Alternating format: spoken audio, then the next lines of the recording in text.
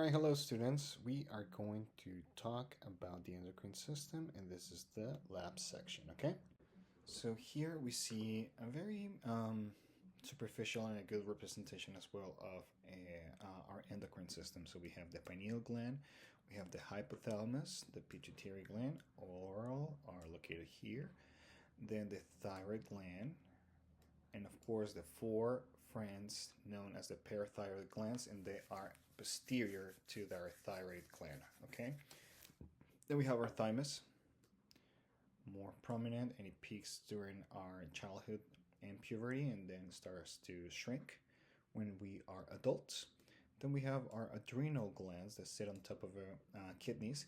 We have our pancreas, and then the gonads, ovaries in the biological females, testes in the biological males. Then we have the thyroid gland, and we see it here. We have a right and a left lobule, and then we have an isthmus that connects between the two. Okay, we see it here as well in the cadaver, left side, right side, and you guys will see an isthmus. Usually you will see in some people they have a pyramid. It all depends on the person's anatomy. Okay, now we have the thyroid gland here as well. You can see it here, and of course it's adjacent to the thyroid cartilage, right? We see it here, and this is our good friend, the thyroid cartilage. This is an anterior view. You guys can see the thyroid cartilage here, and then the thyroid gland here. Here is the thyroid. We have a right lobe and a left lobe, an isthmus, and this is the one that I told you guys is a pyramidal lobe of the thyroid gland. It all depends on the person. Okay, you guys will see it sometimes you won't. Here's another representation of the thyroid. Now for histological samples, we have the thyroid. This is a cross section of the thyroid, and this, to me, if I'm looking from above, looks like a bunch of paddy fields of rice or like a bunch of pools. These pools are known as thyroid follicles, and we're talking about this thing here. Okay, so the little like pebbles that are around those pools, okay, they're known as the follicular epithelium or follicular cells. Okay, this is where the T3 and T4 are synthesized. Okay, then we have the colloid. Okay, it's in the middle of this pool. Okay, so we have the follicular cells or epithelium, and then the colloid, but also we see here some friends known as the parafollicular cells. This is where calcitonin is produced. Here we see it a little bit more closer. As you guys can see, is the follicular epithelium, the follicular cells. We have the colloid, and the combination of this is where we're going to produce T3 and T4, also known as the thyroid hormones, and then the parafollicular cells is where the calcitonin is going to be produced. Here we see another example. We have the colloid, and then we have the follicular cells, okay, or follicular epithelium, and the combination of those two makes up the follicle, the thyroid follicle. And then we have the parafollicular cells is where we produce the calcitonin. Okay, same thing here, very self-explanatory. We have the follicular cells around the colloid, and then we have the parafollicular cells. All right, now going up, we're going to talk about the hypothalamus, the pituitary gland, and the pineal gland. So this is a cross-section of our brain. We have anterior and posterior, of course, and this friend here is going to be the hypothalamus. Okay, below it is going to be the pituitary gland, or also hypophysis. There's this piece here called the infundibulum. That's going to be like the stalk that attaches these two together, and then we have a posterior pituitary gland where we're going to store oxytocin and ADH. Okay, and then the rest of the hormones are going to be produced in the anterior pituitary gland, such as LH, ACTH, FSH, prolactin, and growth hormone. Okay, and then here the pineal gland is going to be related to our circadian rhythm, meaning more than anything our biological clock and the cycles of daylight and night when we don't have light. Duh. All right, so here we see another cross section. This is again the pineal gland. We have the hypothalamus here, the infundibulum, that's the stack that's going to attach the pituitary gland together. And then we have the anterior part of the pituitary gland and the posterior pituitary gland. Okay, so this is another example. We have the infundibulum here. We have the anterior pituitary, the posterior pituitary, the hypothalamus, and here we have the pineal gland. Here we have the pineal gland and the hypothalamus. The hypothalamus is here, and we talk about the connections. Here with the posterior part is going to be more like a nervous system connection, and here is going to be more like a venous connection, okay? The portal hypophysis system. Now, this is the pituitary gland. We have the anterior piece and the posterior piece, okay? This is the posterior piece where ADH and OT, meaning oxytocin, are going to be stored, and then in the anterior part is where we're going to have the thyroid stimulant hormone, ACTH, luteinizing hormone, or LH, follicular stimulant hormone, growth hormone, and prolactin. Okay, anterior part and posterior part. See it again here, and this is these are the hormones I talked to you guys about: TSH, or thyroid stimulant hormone, adrenal-corticoid stimulant hormone, luteinizing hormone, follicular stimulant hormone, growth hormone, and prolactin. Okay, and then here in the posterior part we have oxytocin and ADH. This is in the infundibulum, and of course if we go above we'll see the hypothalamus. This is a closer view, and if you guys can see here, it looks more like a glandular kind of structure, and here's more like nerves. Okay, now this is the anterior part of the pituitary gland. Okay, so we have the chromophobe cells and the basophil cells, okay, and the acidophil cells. Okay, the acidophil cells are the ones that are going to produce prolactin and growth hormone, okay, and then the basophil cells are going to be the ones that produce TSH, ACTH, LH, and FSH. Okay. Okay, in the posterior pituitary gland, we're talking about the pituiticides, and of course we're going to store here oxytocin and ADH. Now with the pineal gland, we're going to see the pinealocytes. This is where we produce the melatonin, and brain sand basically is the accumulation of just protein. It's just accumulation of some protein and other products. It just stays there, and as we age we'll see more of those in the brain. Okay, now the parathyroid glands, we see them here. There are four, usually there are four, and they produce PTH, parathyroid hormone, which is the one that increases the calcium in our blood. Okay, we see them here again. This is a posterior view. Okay, what we're seeing here is of course a piece of our thyroid gland, but the one that we care about is this one, which is the parathyroid gland. Sometimes when we get our thyroid gland removed, it's very common that this guy gets removed as well, so that's something we have to watch for. Okay, so here's the thyroid gland. We have the thyroid follicles, and we talked about them already, and then we have the parathyroid gland. It's itty bitty. It's usually the size of a grain of rice. Now we have the adrenal gland, and we see here it has of course a capsule, it has a cortex, and it has a medulla, and we're going to talk about it in more detail. Here we see it on top of the kidneys. Here we see it again on top of the kidneys.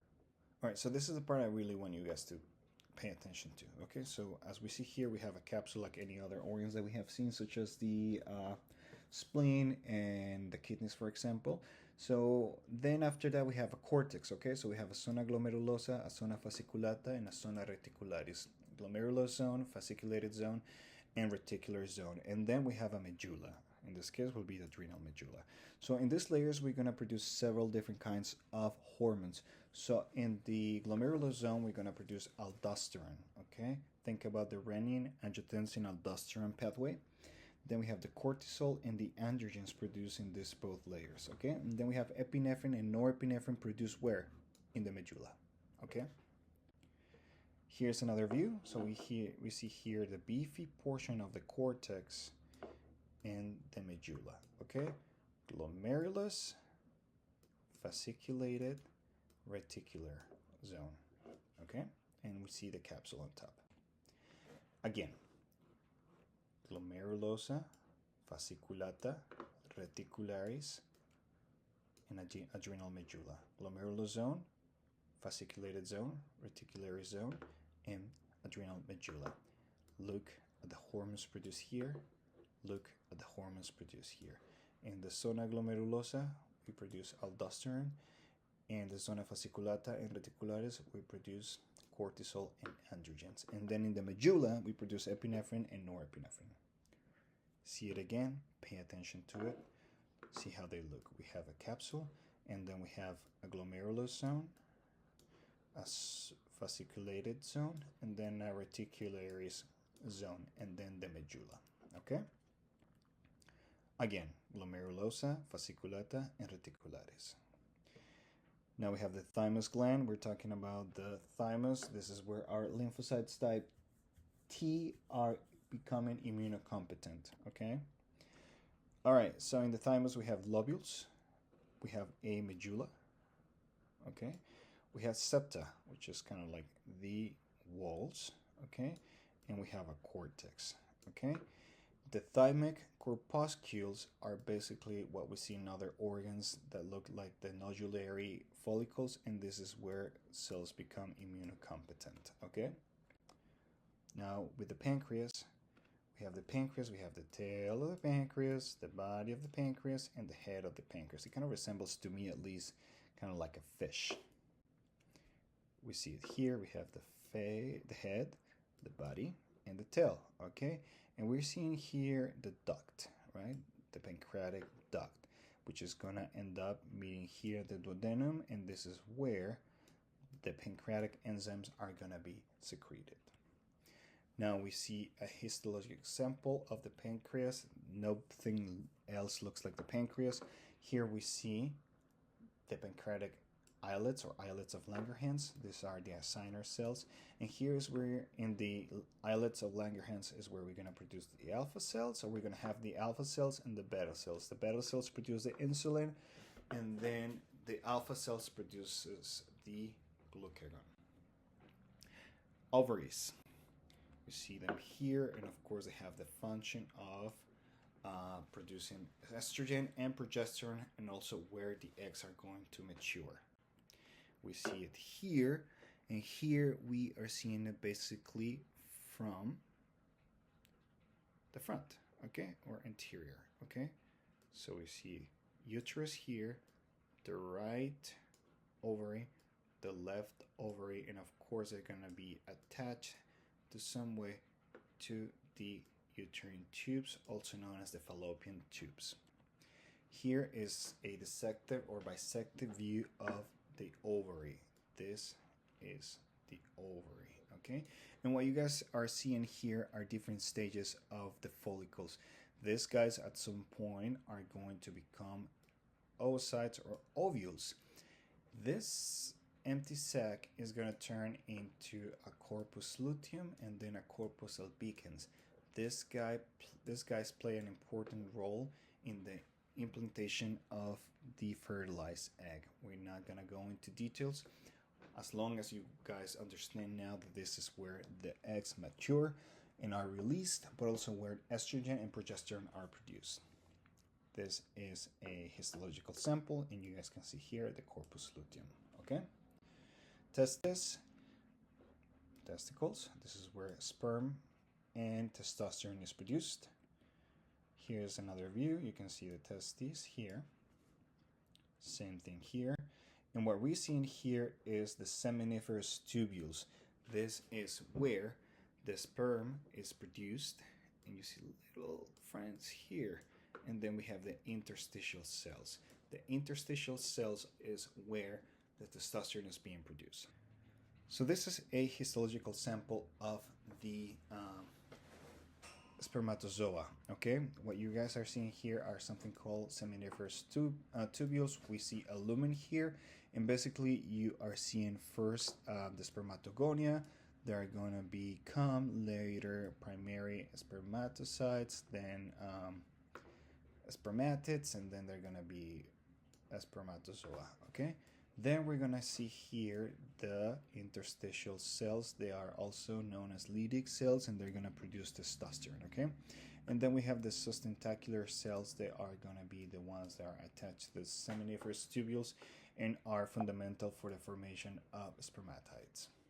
So acromegaly is the hyperproduction of growth hormone, but you guys will see it present after we stop growing, okay?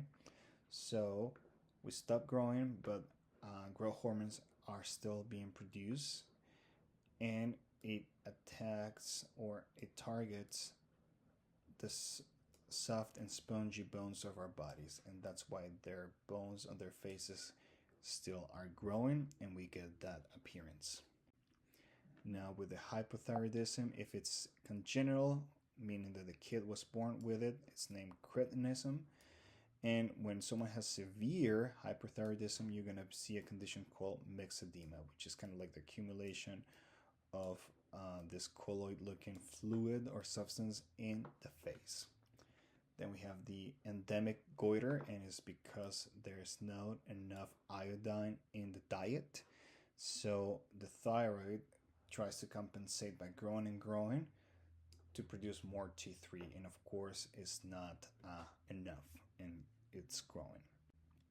Graves' disease is an autoimmune disease which ends up with the hyperproduction of T3, and people usually have a goiter as well, but that one is hyperthyroidism goiter.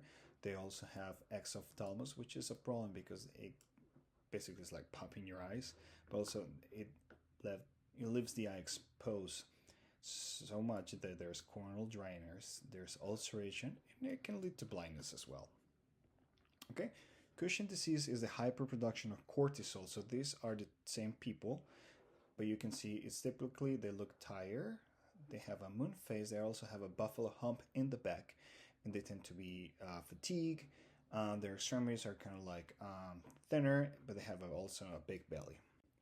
Addison's disease is when the cortex of the adrenal gland is failing. So a lot of the hormones, meaning cortisol and aldosterone and other glucocorticoids, are lacking. So these people are hypotensive. They have hyperpigmentation of the skin, such as the face and also the mucosa and the palmar creases, and weakness overall. Okay. All right. So now let's see some label images. Right lobe of the thyroid, left lobe of the thyroid, isthmus of the thyroid. We see here the left side or the left lobule or lobe of the thyroid, and this one is the right lobe of the thyroid. We see the thyroid here, and we can see also the thymus here. Now we're seeing thyroid follicles, and we can go deeper and say this is the colloid and the follicular cells, all right? Seeing it closer, we have the colloid, and then we have the follicular cells, and the whole thing is called the thyroid follicle. And on this side, we can see the parafollicular cells that produce the calcitonin, and this is just follicular space. Okay, colloid, follicular cells, parafollicular cells, follicular cells. Okay, colloid, colloid, colloid, colloid, parafollicular cells, follicular cells. Of course, I know you all are seeing a brain, but we want to know the specific parts that we are studying for this chapter: hypothalamus, infundibulum, anterior part of the pituitary, posterior part of the pituitary, and the pineal gland. Here, same thing: pineal gland, hypothalamus, infundibulum, anterior part, posterior part of the pituitary. Again, here, this is posterior, this is anterior, here's the infundibulum, and at this point, this is where, like, not as big, but this is where the pituitary gland should be sitting at.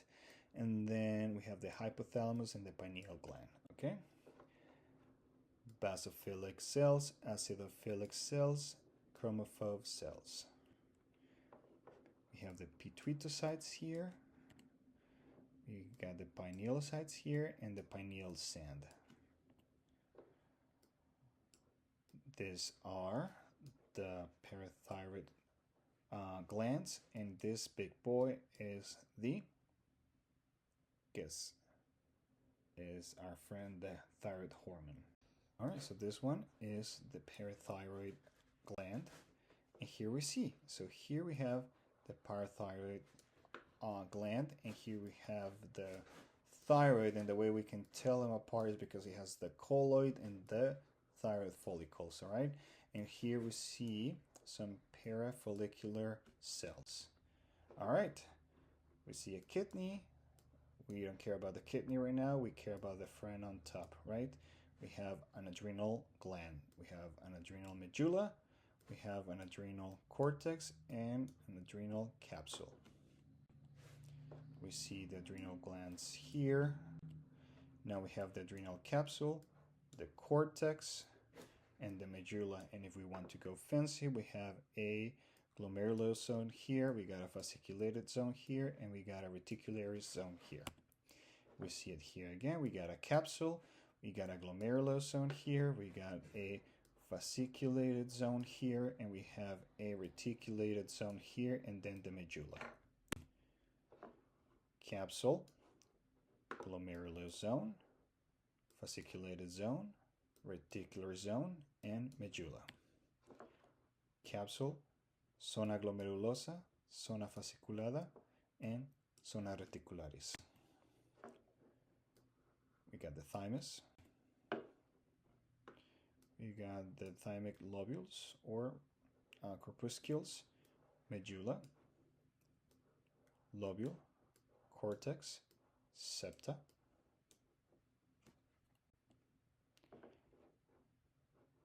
This is Langerhans islets and acinar cells. Let's see it closer. We have islets of Langerhans and acinar cells. We're looking here at the ovaries. Here we have the uterus, and we see the ovaries here, and these are, of course, the fallopian tubes. This is a histological sample of the ovary. We see here a corpus luteum, and here we see a follicle of Graf, and this is just the little ovule in the making, almost ready to go out. Here we see the testicle. This is a seminiferous tubule, okay, and this is a interstitial cell. This is where testosterone is being produced.